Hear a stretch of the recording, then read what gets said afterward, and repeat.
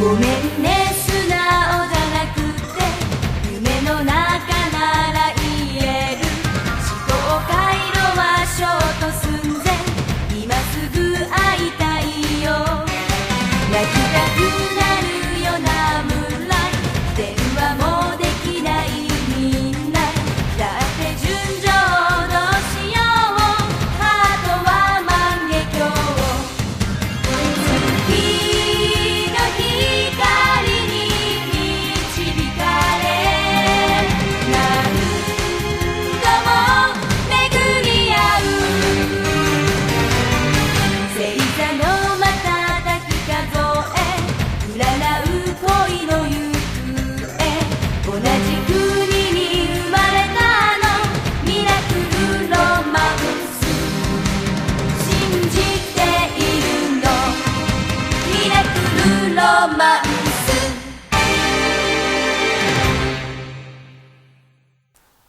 Hey guys, and welcome to the season finale of Moonie Thoughts. I'm Hellenjane, and this is Katie. Hi guys. Finally, first season is coming to an end, Yes, on lucky episode number 13, which is appropriate considering it is October. and it's Halloween month. This year, I'm afraid we have a shortage of relevant zombie mummies. There weren't any to talk about for Halloween this year, but Yeah. we carry them in our hearts Oh boy. and in our nightmares.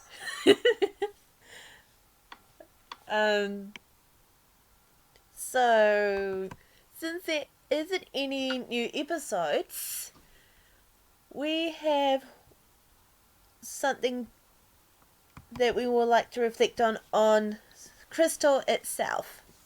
Mm-hmm. Instead of Eugene taking turns, Ken and myself would say our piece separately.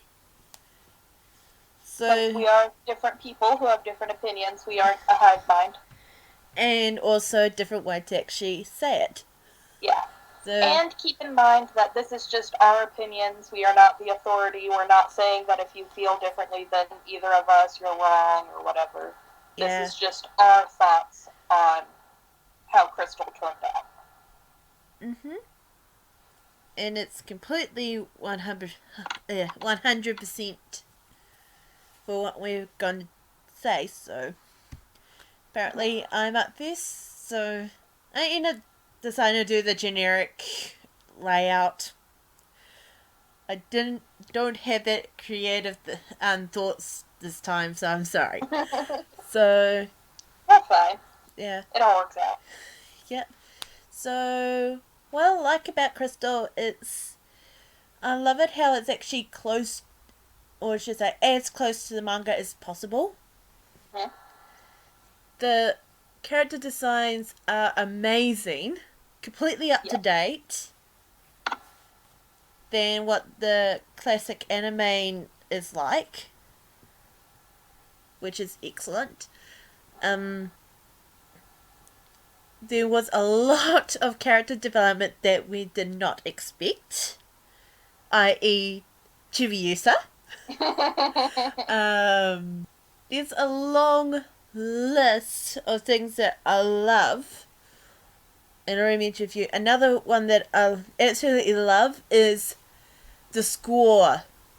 Yes. That is, even for each of the girls separately, oh man.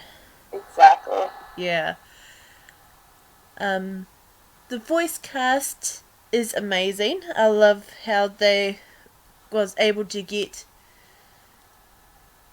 the ones who did Tuxedo Mask / Come and Sailor Moon to reprise your role. It's amazing. Exactly. It's It's so cool that they got them. It's fantastic, and you don't see that much often unless it's a continuation from that series that is continuing. Mm-hmm. And even then, a lot of the times, the original actors don't want to come back and do it. So, we have to keep an open mind about that, especially in the Western world when something is rebooted, they ask different actors or actresses to do it. It's kind of like making it more fresh than usual, than the usual formula, which is absolutely excellent. And the clothes, I just love it how they actually updated to the close They to have the such cute outfits. yeah.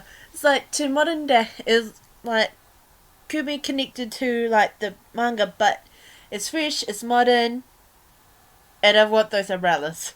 Yes. There are even some outfits where, like, it was very similar to either the manga or to the anime, but they just updated it just enough that it looked more like a style you would see today. I thought that was really clever. Yeah. And for my dislikes, I have a few dislikes. Because, of course, if you praise something high enough, there has to be some cons to it as well. One of the main ones is basically with the generals in Arc 1. I hated that they actually dragged it a lot, like, longer. I mean, at certain points, the general's supposed to die. Like, for example, Jedi. He was supposed to be killed by Mars's fire. But instead he was whisked away. Yeah. And it's like, come on! Come on! I know they probably want to expand it, then making it really, really short. And with a limited budget, I get that, but why? Yeah. Another pet peeve is how they actually portrayed Creepy Prince to be more creepy as in the manga. I mean, like, he turned out to be a huge stalker, and I don't like stalkers. Yeah. But other than that, it's not that much of dislikes. I mean, a short list. There's some improvements that I could do, like, even though they don't have enough time, because they have they had every 2 weeks to get everything done, rendered, completely ready to be sent off. They could have taken the time, but they brought a lot of time, so they could have actually gone over, cleaned some stuff up, make the animations much more nicer. Yeah. And more presentable. I'm pretty sure they probably did it for the Crystal DVD / Blu-rays. I think I've already seen a few comparison shots. Yeah, there's probably one other thing they could improve on is, well, they kind of think of it that it's the time frame that they need to keep an open mind of. Because, like I said, they had every 2 weeks to release an episode, and they could have done so much more with the time that they brought. But overall, I think it's a great improvement from the 90s. They didn't make Tuxedo come in less. and I do mean less. What's the best way to put it? Probably the best way to put it, not make him feel useless. And got kidnapped a lot of the times, and have Sera Myu to save him all the time. Also like the fact of the character connections, and they actually make it much more better than what the manga and the anime would have done, which is and it's a really really good job for them to take their time to present something to the fans that they can say that we did something to reboot it. It depends on you, probably depends on you guys if we will want to continue. Because of you guys, we are airing it in Japan on TV. Mm-hmm. And we appreciate your support and all that kind of stuff. And look where it got it. They end up being, like I said, being shown on TV. There's a lot of merchandises that connects to both the classic and the crystal, which is fantastic.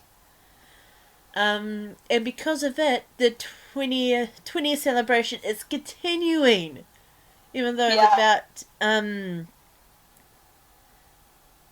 2-3 years ago now. 2 or 3, I can't remember. But it kept on with the celebrations because you can still see the logo of the 20th celebration. 20th year logo. So, it's probably because of you guys that made this possible for it to be fantastic. Exactly. So that's basically my overall thoughts. Alright.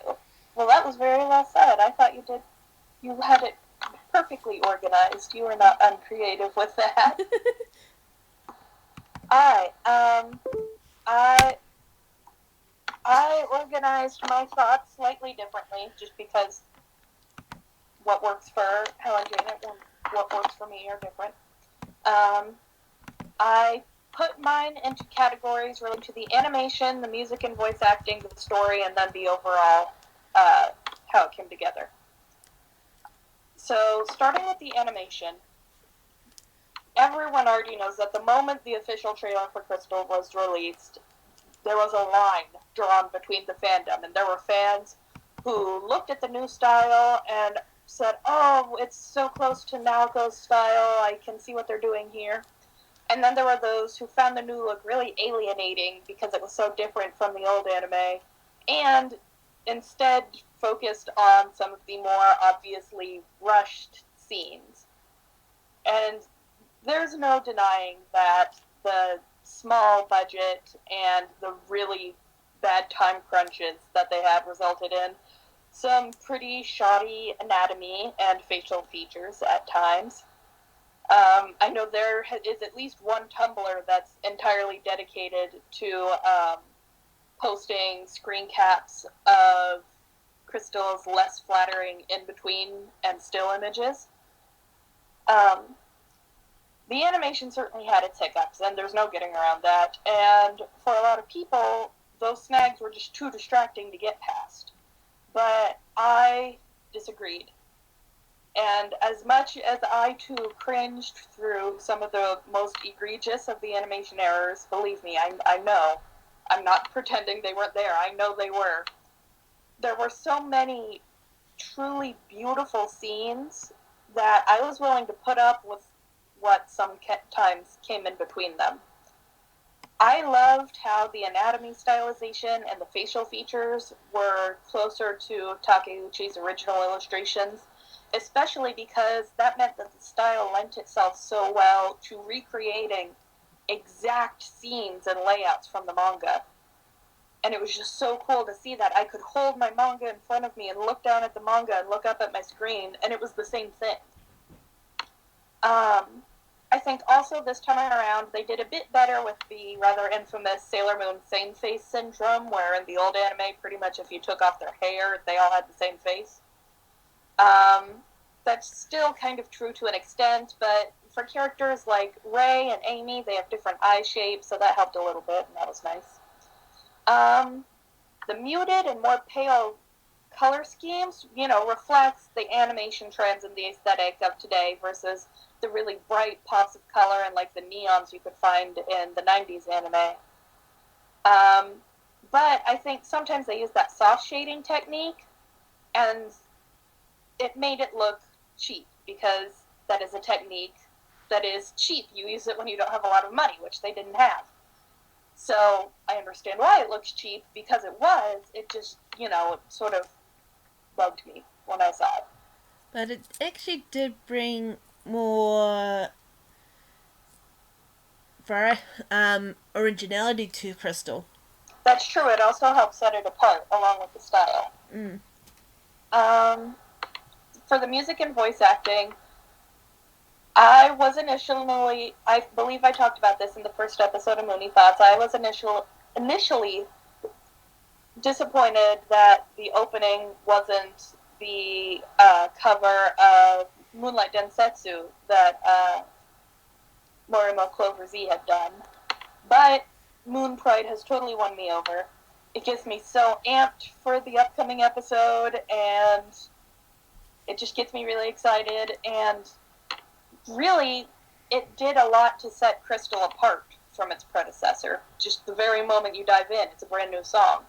I still love Moonlight Densetsu, don't get me wrong, I just love Moon Pride as well. And while I am a heathen who has never really been that much of a fan of the original ending songs for the first anime, I really do like Moonbow. I still prefer Moon Pride and Moonlight Densetsu, but Moonbow is definitely my favorite of all the Sailor Moon endings. The music used in the show itself was kind of hit or miss for me.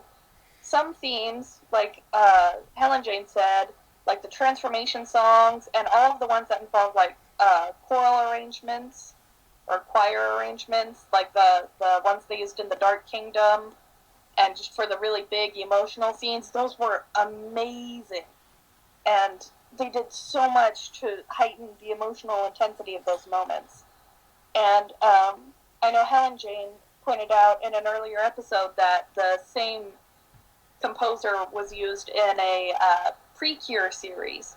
And you could tell definitely that he has a distinct style, and that worked really, really well, I think, for the parts they did in Crystal. Other music kind of sounded like the cheap synthesizer music that they would use for anime dubs in the 90s and the early 2000s. Like, especially for some of like the more sketchy adult animes. But again, the reason it sounded kind of cheap was because it kind of was cheap, because they didn't have a lot of money. So, but where it really mattered, it had those really big emotional scores. So the music in the end came through. There are parts that I was kind of like, this doesn't sound so great, but where it really mattered, the music was great.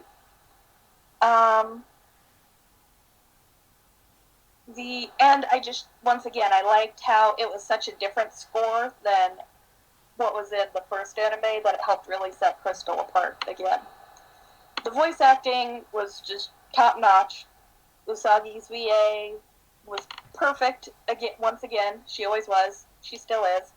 The other Senshi, even though they were different voice actresses, none of them sounded wrong. All of their voices were natural. I could, those voices just matched the characters for me. I didn't have any problems with the voice acting. I thought it was all great. The story as a whole, just being able to see so many scenes from the manga in motion for the first time was so, like, emotionally powerful for me, because there were so many things in the manga that weren't in the first anime that we could finally see. And so I was so glad that they were sticking more faithfully to the manga story. A lot of the changes, almost all of them that they made, were pretty small, and it was really only because whatever changes they had to do better suited the animation medium versus the manga medium that the first one was in.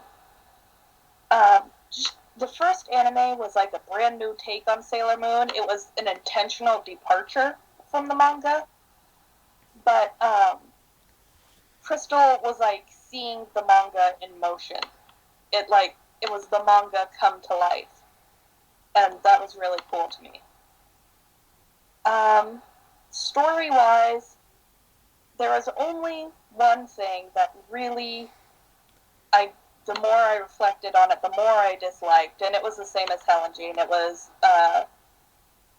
the way that the Shitano were treated, which sucks because that was something I was thinking would be the most fulfilling. One of my favorite changes about Crystal as they were building it up. I was like, oh, this is going to be great, and then it was a big letdown.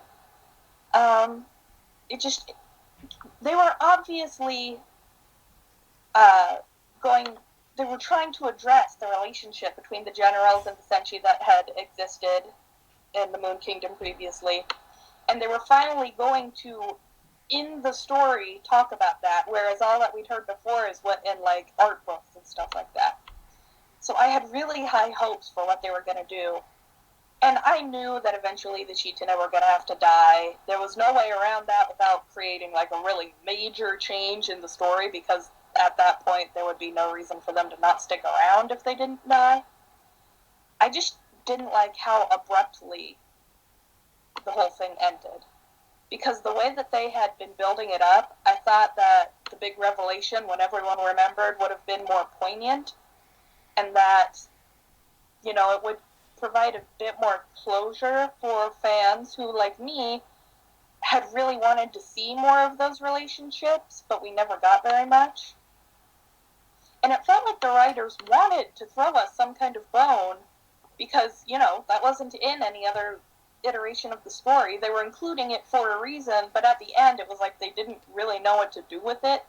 So they were just like, okay, and now everyone's dead before anything could actually happen. And it was so anticlimactic. And it's the one real disappointment that I have with Crystal. On the flip side, however, is still the absolutely astounding treatment of Chibiusa. You guys might be sick of hearing me say this, but I never, ever, ever thought in my life that I would be a fan of Chibiusa.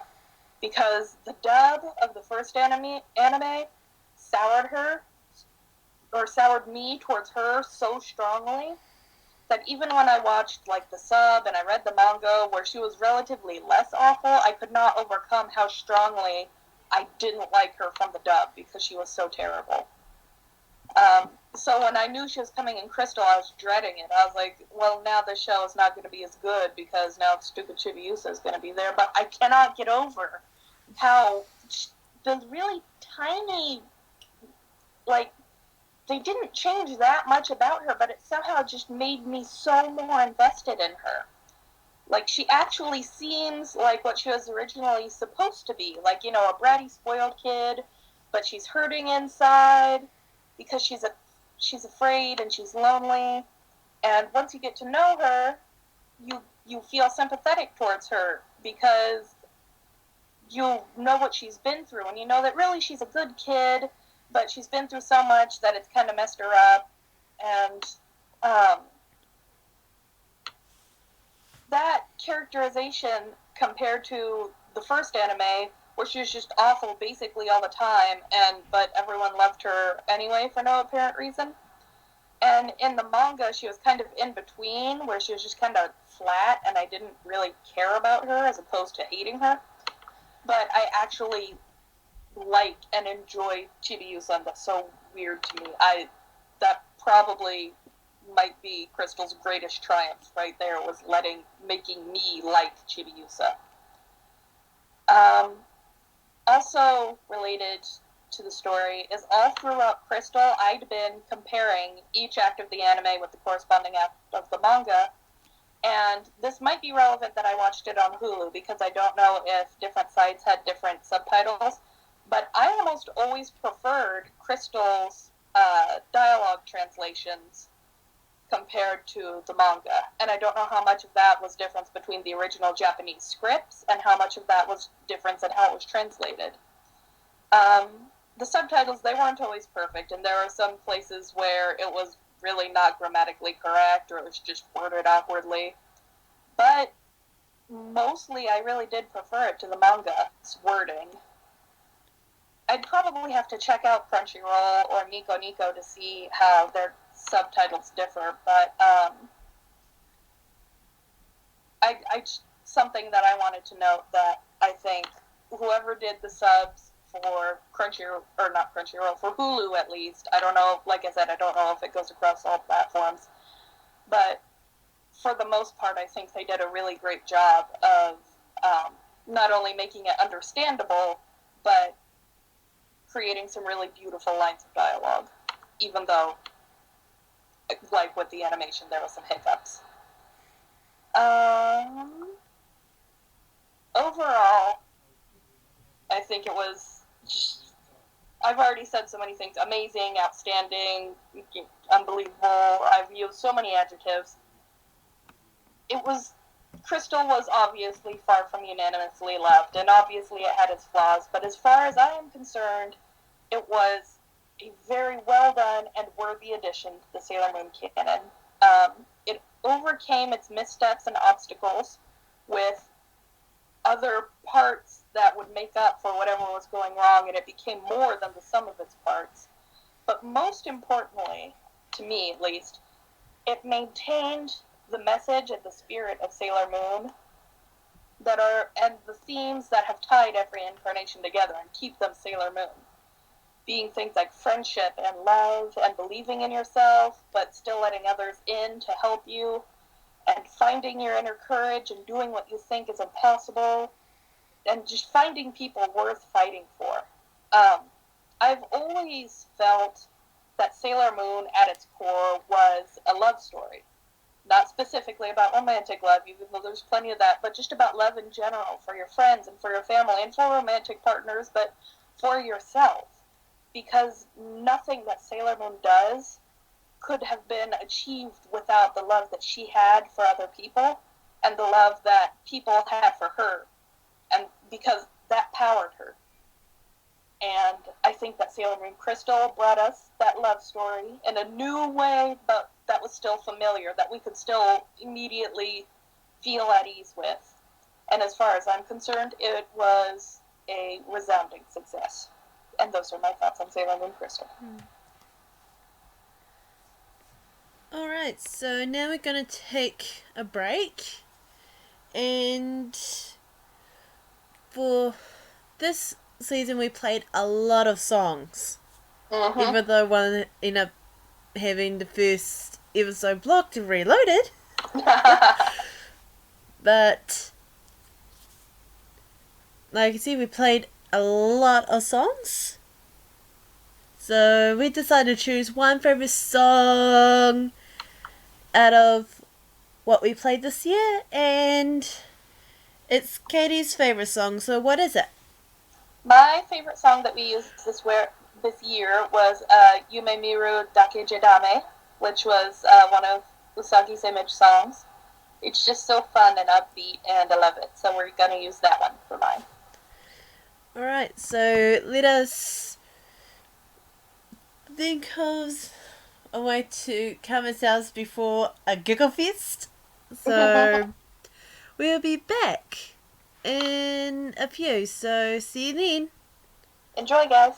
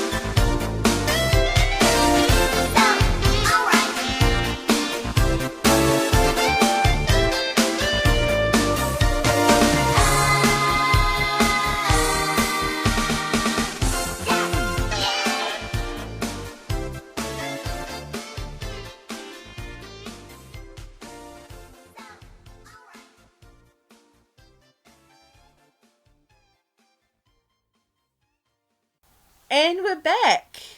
Welcome back, guys. We hope you enjoyed. I know I did. I picked it, so I should. Now, let's get into our final part of Season 1's Moonie Trivia Attack. Yes. We had so much fun with it, so we might be doing it next year. I'm not that quite sure at this point. You guys let us know if you want to see it come back for Season 2. But for now, you know how it goes. That we ask each other 5 questions. We are not allowed to use our sources, basically the internet. We will be keeping the score count, of course, up to this point. Because we have somebody who's going to double check all the scores of the season's quiz. To make sure that... We're going to have an impartial third party. Make sure that neither one of us tried to rig the votes. And... we're both the kind of people who would do that, you know. Totally. And... what we're going to do for the winner, that's basically going to be... well, you have to wait until the third part to find out. So, this round is going full circle and back to free-for-all. And also, special note this round, questions, the main answers to questions are worth double points, since it's the last round, so we're going to make it more exciting. Bonus points are still only worth 1. Yep. Let's get straight into it, and I believe it's your turn, isn't it? Am I going first? Yep. Okay. So for you, Hellenjane, question number 1. What is the full name of the anime-only character who became an apprentice at Ray's Shrine? Oh, shoot. All I know is his English name is Chad. Okay, well that's a half point for now. I know who you're talking about. But I don't know his full Japanese name. Or his full English name except for Chad. I know what he looks like. The one who keep on hitting on Ray in the classic anime. No! I probably have to stick with Chad. Alright, well I'll give you half a point, so doubled is 1 point, since you got half of it. His Japanese name is Yuichiro Kumada, and believe it or not, his English name is Chad Kumada. He still just has his Japanese name. Okay. Does only change his first name to Chad. Yep.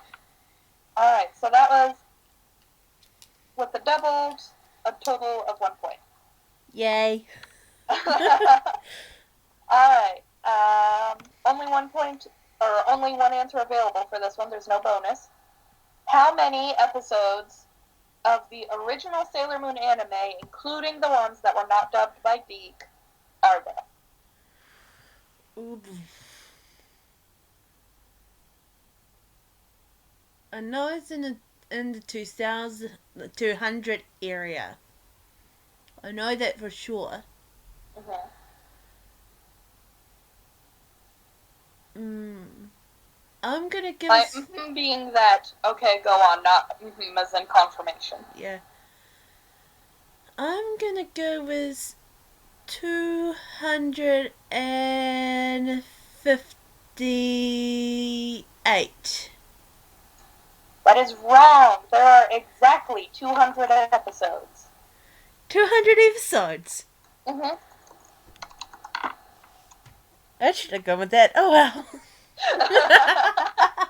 I told you there's going to be giggles. Okay, question number 3. In the proposal for the Sailor V anime, a character was included that eventually evolved into Makoto Kino, Sailor Jupiter. in the Sailor V proposal, what was that character's name? Ooh. I haven't actually read Sailor V that much. That's the problem. Well, I'll give you a hint. Her name, I mean, we talked about in the second episode, you can see little cameos of future Sailor Moon characters, but her name was not actually mentioned in Sailor V. It was only mentioned in the anime proposal. Ah, so it's Motoko's original name. Mm-hmm. Ah, I never read the proposal either. To be quite honest, so I have no idea. Alright. She was actually originally going to be called Mamoru. Oh, that's right. Mm-hmm. Now I remember. Mamoru Chino, which obviously is very close to Mamoru Chiba. That's right. That was in the 107 Facts About Sailor Moon by Cartoon Federator. I should have known that.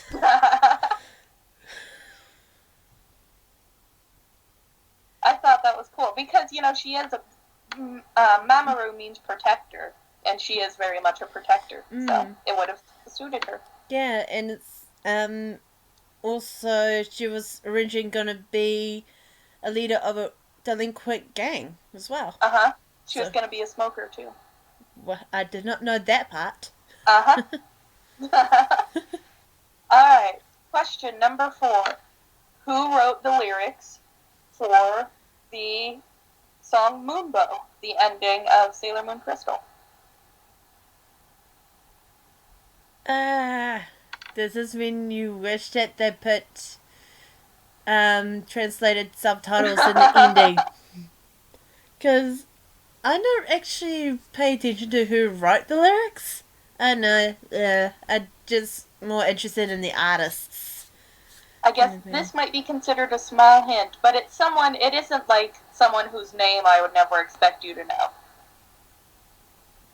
It's somebody we know. Not personally, but we know of. And it was mentioned earlier, wasn't it? I didn't mention it earlier, no. We might have mentioned it in a previous episode. Yeah. It's been so long. I can't forgotten all about that. I know who sung it, but not the one who wrote it.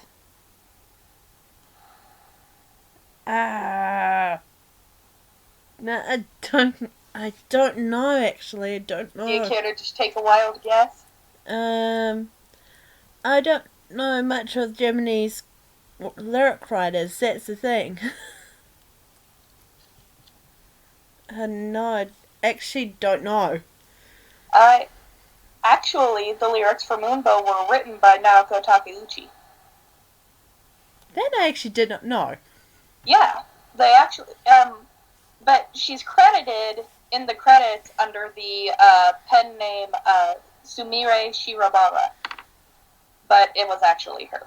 Ah! Moonbow is one of the 2 songs used in the anime that she wrote the lyrics to. The other one, she actually wrote the lyrics to Sailor Star Song as well. Nice. Alright.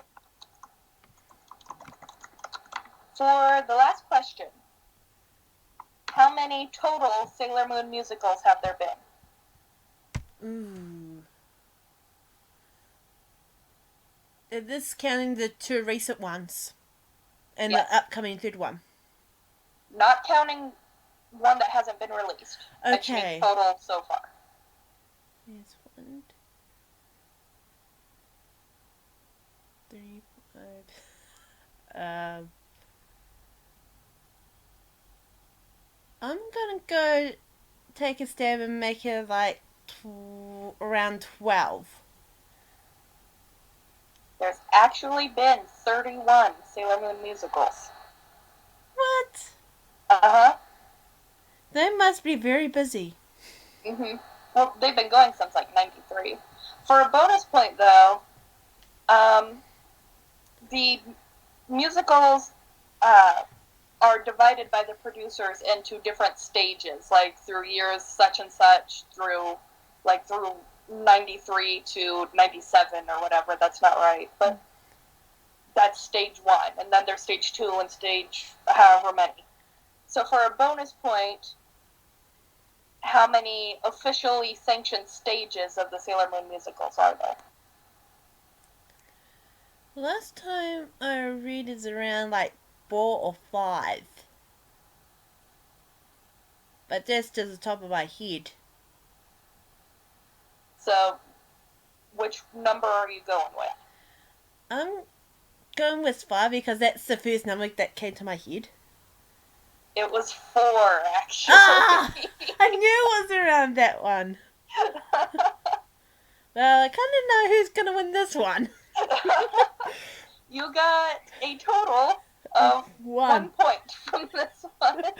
Yeah, we probably know who won that point, but oh well, it's rather fun though. I could totally eat it and get no questions right, so we'll have to see. Alright. My first question to you is in connection with what we talked about in the last podcast. Alright. In the classic ads, there's usually a fight over a piece of jewellery. Out of the fight dust, which senshi came out holding it? Oh gosh. Was it Sailor Moon? No! No. It was actually Sera Myu. Oh. Yeah, I totally forgot that. And when she comes out, she holds a container with the jewellery inside it before, said a few words before getting dragged back into the dust. The dust fight. And it's always that what name was this jewellery? That jewellery again? The cameo necklace? Yeah, the cameo, there's a cameo necklace, there is a cameo bracelet, and it was fight over that. Over those kind of things. I'm not sure you've seen this one yet, but which YouTuber who had an I Am Bread animation done by a fan had a snippet of the English Sailor Moon transformation as part of his or her mini transformation? I don't follow too many YouTubers, so I'm just gonna guess one of the popular ones and say Markiplier. Yep. Oh yay! How it was that it was kind of a transformation, it looked like he was transformed into fairy, but ended up being transformed into a piece of bread. Oops. No, it's how it is become toast, push. Da da da da da da da. Was he playing that game where you're the piece of bread that has to flop into the toaster? Yes. Recently, he's become Pinkiplier. I saw Kylie Hinky play that. Okay, speaking of the 107 facts about Sailor Moon on Channel Federator, there was a high-pitched scream. What number fact was it? Oh gosh. I don't remember the numbers of the facts. I don't even remember all of the facts. So once again, I'm going to take an entirely wild stab in the dark and say 42. No. I doubted it. 64! Alright. Bonus. What was the screech? I don't even remember. I don't know. Was it the Wilhelm scream? Nope. That's my answer. Nope. You did a 64! Because it's 64? Nintendo 64? I did not. That part eluded me. Did you notice that Katie was giggling after someone when the person screeched Nintendo 64? Alright. Here is a true or false question. Amy is allergic to love letters. True. Yep. It gives her a rash. Mm-hmm. This one has the last bonus question. Alright, I'm ready. Okay. Number 5. How many times the crystal been pushed back? And here's the bonus. Name the 2 times it happened when it was released. And when it was released. So. I think it was pushed back twice. Mm-hmm. Okay. And what was the bonus question? Name the 2 times it happened and when it was released. Oh. Well, I didn't hear the bonus question at first, but doesn't that give away the answer to the first question? Not really, no. Oh, it doesn't? Okay. I'm gonna say the first time was 20. Or I think it was supposed to come out in 2013, I think. Mm-hmm. And the time before that, I don't know, 2000? No. No. In fact, it was the first pushback was summer 2013, winter 2013, and it was released in July, the summer of July in the summertime in 2014. I knew it was released in 2014, and I was pretty sure it was June or July. So you have got 6 points. So I'm pretty sure that you kind of won, but like I said, we have to finalize the score, so... We will have that verified. Yep. So we're going to take a break. Quick break. Before we do, though... That's right. I wanted to... We both did. Yeah. Wanted to make a short mention that while you are waiting with bated breath for the second season of Moonie Thoughts to start, and if you want to rewatch Sailor Moon Crystal, it might be tempting to find it on a website that hosts it itself and you don't see the ads and stuff like that.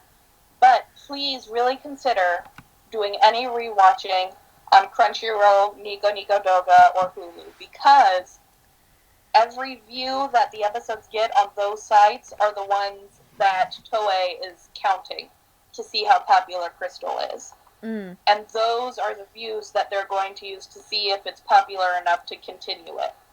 So if you really want to see more of Sailor Moon Crystal, whenever you watch it on either Hulu, Crunchyroll, or Nico Nico Doga, because those are the views that are going to count towards getting us more Sailor Moon Crystal. Yeah. They have ads if you don't have paid subscriptions, and I know Nico Nico is really hard to figure out, but it is worth it when you consider that that's what's going to keep Crystal going. Mm. So please remember that when you are rewatching. And we urge you to do that because we both want to see what happens next after Chibiusa returned. And I know some of you guys probably will love to see that as well. So every view counts. Exactly. So, and of course, if you buy the DVD sets, that helps too, and you might rewatch it on those. But keep in mind if you're watching it online, those 3 sites are the place to do it.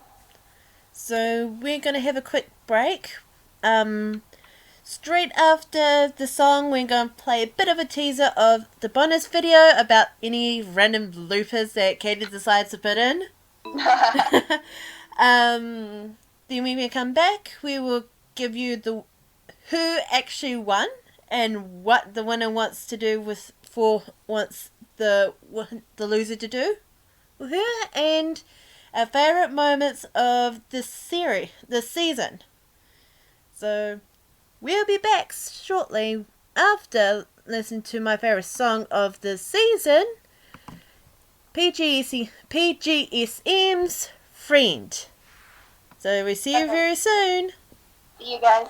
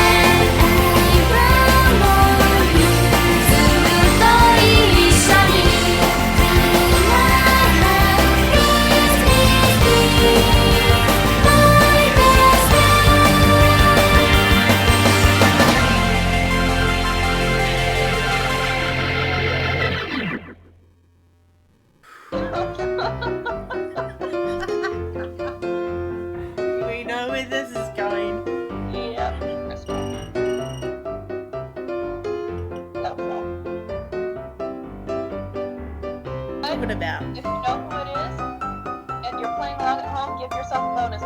now for Moon Trivia Attack account. Yep, free bonus point to you. You know where this is going. That's so meta, a blooper about the blooper reel. Oh, you have to send me a compilation of all the bloopers. So we know what to talk about. And we're back for the final time for the season. Welcome back for the final time for the season, guys. We hope you enjoyed Friend. So we had someone look over it, and the final points are for the quiz is only 10 points apart. So at the end, the one who is the winner is Katie. Yay! On 20.75. And I'm about 10 points behind on 10 points and 10.75 points. Well, both competitors played admirably. Mm-hmm. So what do you want me to do? Well, I'm assuming that, I don't want to do something that's going to cost you a bunch of money, so probably something art-related. Alright. And make sure they'll be done by the time that we are doing the bonus video. Alright, and I'll figure out exactly what I want. And it will be revealed in the bonus video. Yep. So, good game. Alright. Good job. You answered admirably. Same to you. So usually we reflect of what went well, what didn't go well during the breaks and all that kind of stuff.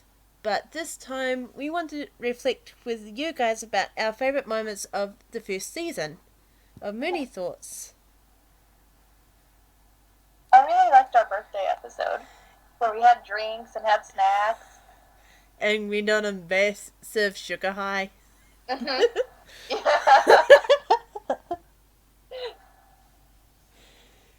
Yeah. Mostly, anytime we did Moon Trivia Attack, I liked it. I thought it was fun. Yeah.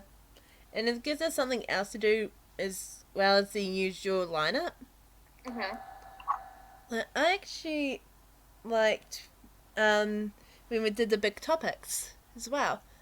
Yeah, the ones that really took some research and really looked into things more. We do have 3 more for next year, just a heads up. Mm-hmm. So we've been looking forward to doing that.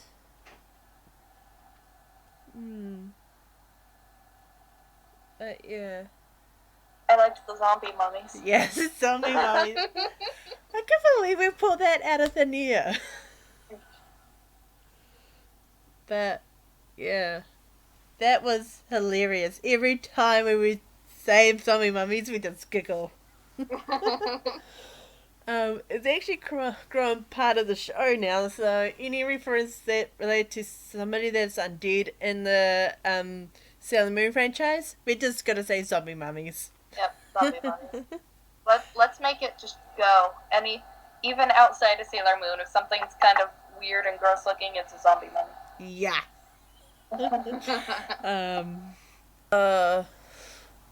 Meeting the Viz Media Pluto.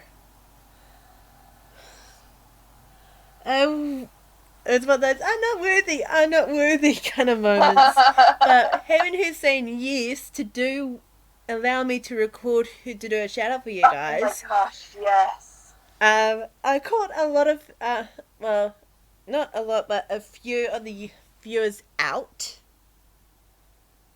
And it was like, I think I did a really good thing. What's funny is she didn't tell me that she was adding that in. I only saw it when I watched the episode, and I was like, oh my god, Ash is introducing Moonie Thoughts! At that time, she still was breaking into Pluto. So by this time, when, well, not by this actual time, but when Estes come out with the 90s Infinity arc, we'll probably find out what Veronica Teller's take on Pluto. I'm excited. She's very talented. I'm sure it's going to be great. Yeah, she's fantastic. I could have done her as her to Daphne, but that's a whole different show altogether. Yeah. But yeah, when it's like seeing her doing Ash live straight in front of you, it's like, wow. Yeah. I'm not worthy. But yeah. But we're able to do that. It was really, really awesome. Like there's when the this is coming out, and close to the end of this month, the Viz Media's Sera Myu will be at Armageddon in Auckland, and I won't be able to go and do the exact same thing. So I'm really sorry, guys, about that. But I never even really got to say it. Thank you so much for doing that. That was so cool to see Veronica Taylor and Ash Ketchum actually mention Moonie Thoughts. I didn't. When I saw that, I didn't expect that it was like. I don't mind it was Ash or something like that. But she could have picked out any sort of character out of nowhere. So she picked Ash? Like I don't mind if you like I don't mind who you do, and she just did Ash and like but yeah, if you're listening to this, Veronica, thank you so much for doing that. Actually allowed me to do that shout out. It was really awesome and amazing, and when it happened, like I was like surprised that you chose Ash.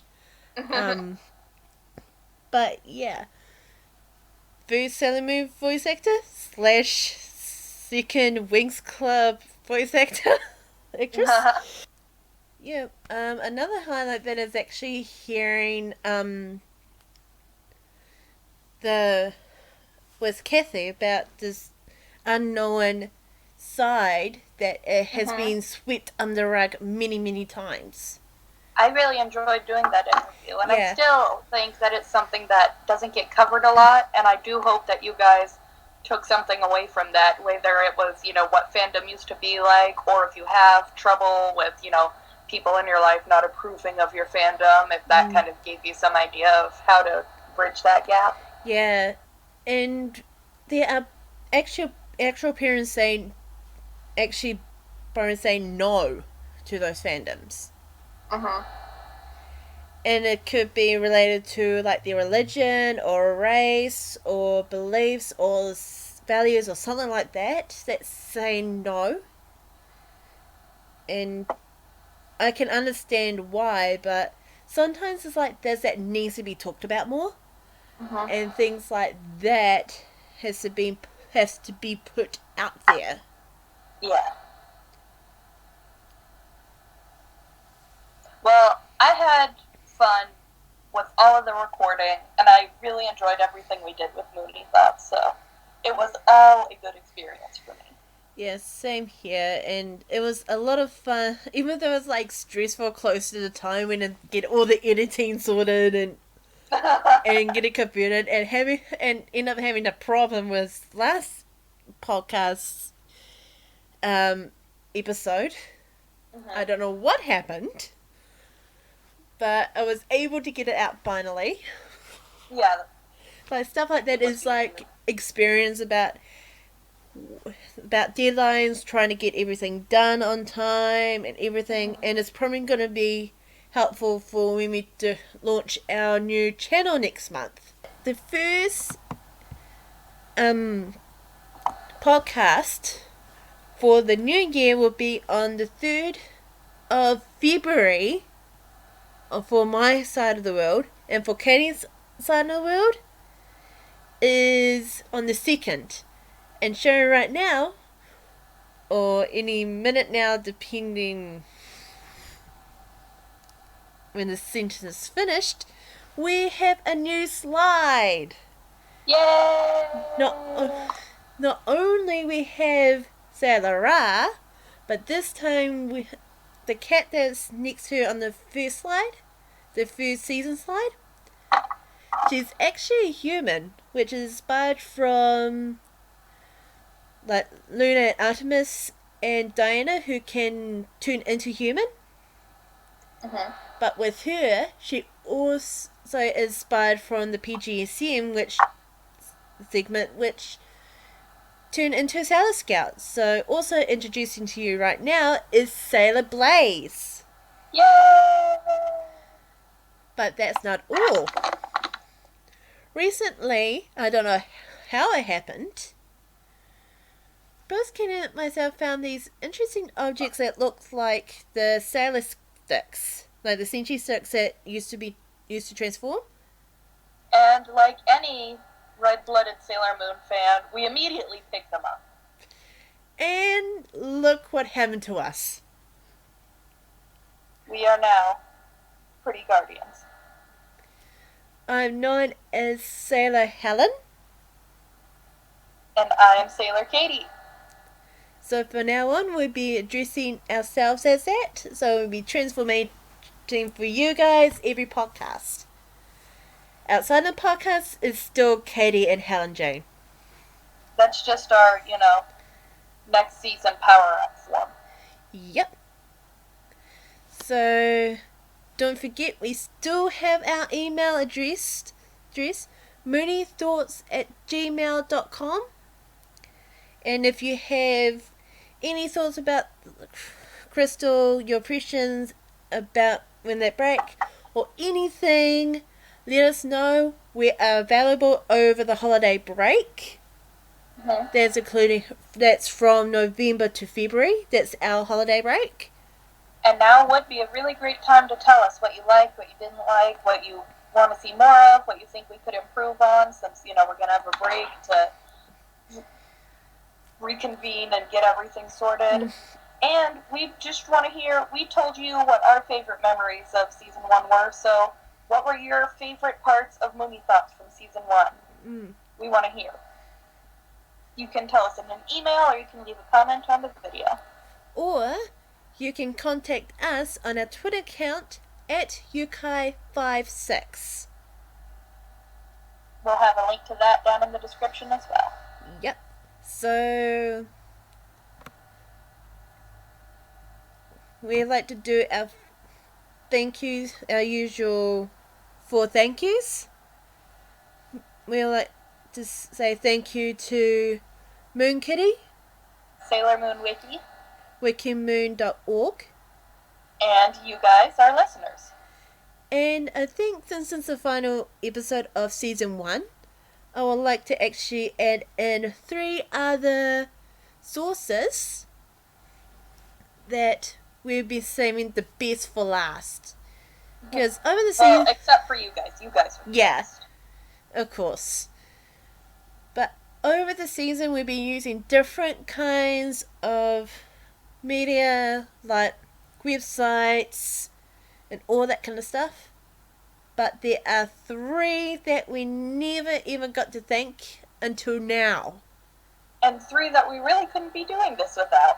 Exactly. So we would like to say thank you to Crunchyroll, not only not only for me to watch the episodes on, since I can't access any of the other platforms, well, legal platforms, and also being another source of official information. We'd like to thank Hulu, which is where I was watching the episode streams. And a very special thank you to Viz Media. Without you guys, I wasn't able to get all those treats sorted for you guys to have a look around. Because in the bonus video, we were going to do 2 more drinks. And if it wasn't for Viz Media and their Sailor Moon parties, and mini moon parties, it wouldn't been able for us to try 2 of the drinks, and yeah, so for the final time this season, so long. Bye.